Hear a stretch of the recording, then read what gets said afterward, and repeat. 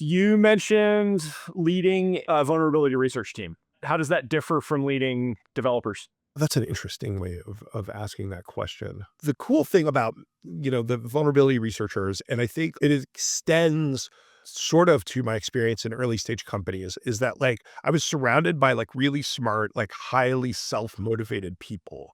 And there's different degrees of this. You can be really smart, but not necessarily know what direction to march, if you will. But there's a lot of people who like have ideas about what they want to do, right? And the thing about work is that you get a job somewhere and your employer is basically defining for you what you're going to spend your time on, right? And that can be frustrating sometimes for people who have their own vision, their own ideas, right?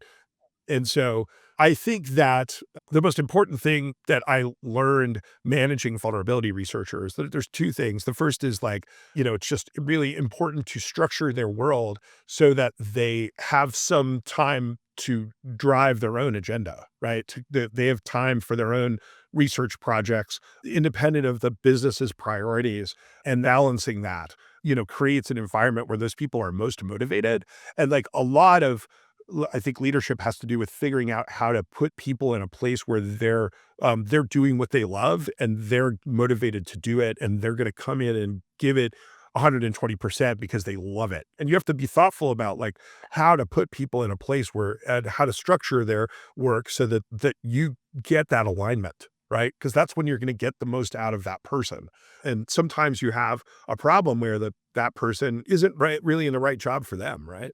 And how can you get them into a role where it's really what they're born to do, if that makes any sense? And that's particularly important in the context of vulnerability research.